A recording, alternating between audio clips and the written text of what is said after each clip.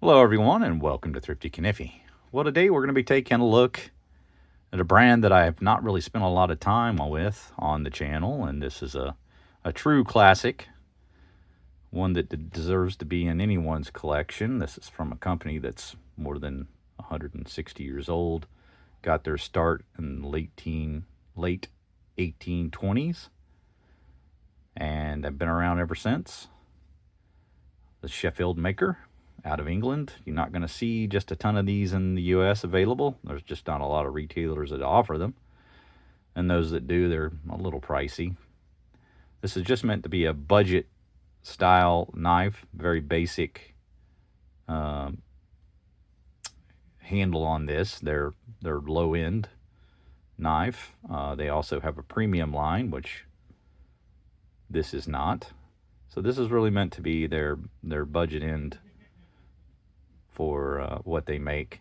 It just classifies the handle as a hardwood, and I would imagine that they probably sort of leave that generic because they will periodically change the material, so no point telling you the material if it ends up changing in a year or two or something.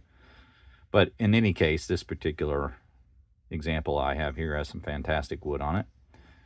Feels like the grain is pretty nice and tight, not porous like some of the cheaper hardwoods I've seen on some of the basic knives out there. Construction seems to be pretty good. Now, it's not going to be perfect. You can see like the blade is a little off center, and again, these are meant to be just work knives. They're on the budget end of their range.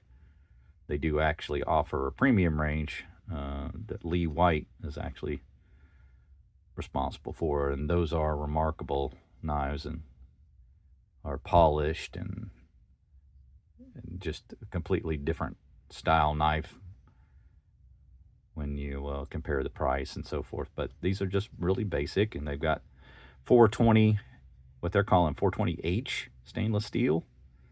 So I'm assuming that's pretty close to what Buck would use on their Buck 110 models, 420HC on the Bucks. Also has stainless liners, so no brass on this. Looks like they used nickel silver pins. But some really unique features on this particular Barlow. You get stamping on both sides, both the pile and show side. And it's tapered. You can see you've got the 3 tapers at the top. And then it plunges down into this rounded grind on it. And then finally a little pinch there at the end. Another unique feature about this knife is when it's in its closed and half-stop positions, it seals off the pivot area, and that will prevent it from getting any dirt or muck in there, which is kind of nice. Very affirmative half-stop position on it, and a very pinchable blade due to its shape. But about a 6.5 pull on it. And you can see that is a full flat grind, satin finish blade. Good edge on it. Nice tip. A kind of larger kick on this knife. That's probably responsible for at least part of it, where it sticks up above the channel there. But again, you can see I can get a pinch grip on that and open it. Not a problem. But yeah, a bit of a unique blade shape, and I don't mean any offense to this knife, but it does kind of remind me of the shapes I've seen on some of the Pakistani Barlows. Those little $5 jobs that you see, or $10 job. But no, the shape is sort of unique to tailors, a bit stubbier and wider. But again, that does kind of make it easier to pull out of the channel there on the open. But you can see how angular that is from about the halfway point of the length of the blade. If you just sort of look at it from that position, it looks a bit like a mountain peak. And then you've got not just a ton of belly on it, but enough there at the tip to kind of round off up to the point. And again, that kick serves as a nice little piece of material to prevent your finger going forward and use that as a finger choil. Again, not the lengthiest knife, but it is the standard Barlow length. It's 3 3/8 inch, so very standard width, length, and then the blade length is about 2 5/8. You got a cutting edge just over, we'll call it 2 1/4. Again, the pull strength about 6 to 6.5, and really attractive handle material for the basic materials.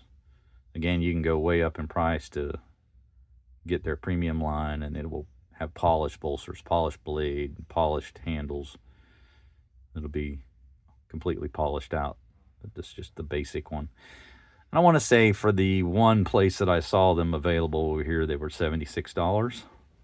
I think that's probably a little high for what you would pay over in the UK and then convert it over. But again, you're paying some of these tariff fees that have made the acquisition of some of these foreign knives a bit harder to afford. But it's just a wonderfully useful knife. I think in the hand, the swell there provides a bit more room for a larger hand that may feel a bit crowded and cramped with the 3 3/8 inch closed length. The half stop is very affirmative. The close, you can hear that. The walk and talk is fantastic. And yeah, I like that full flat grind. It stays fairly narrow. Let's see the blade stock there and how that tapers to the tip. But just a really nice design. And again, this has been made for a number of years by a company that's been around for a very long time. And this is just sort of a timeless and classic Barlow that you're probably going to want in your collection. But yeah, it doesn't have any gaps on this particular model. They do use actual individual liners here. We can see some lines there between the bolster and the liner, so they do actually use the traditional method of construction here with the normal liners that you'd see on knives with the brass liners. And we've got 3 pins. All of that is nice and smooth, not feeling anything poking up, but just a really cool looking bolster stamp there, the all-seeing eye that they use. There's a good look at the logo. It's the other side, and then again they put it on the Tang stamp, so you get it there as well. On the opposite side is just plain. It's got some sort of stamp on there, but I'm not sure what that is. But again, yeah, it's just a basic design. Maybe a bit expensive to get one just because we live where we do, but I think if you're a real collector, you're going to want one of these just for the historical significance of it.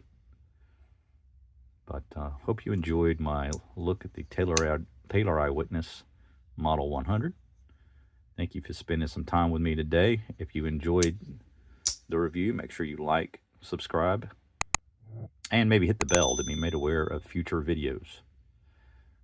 Stick around for the slideshow. We will see you next time. Take care.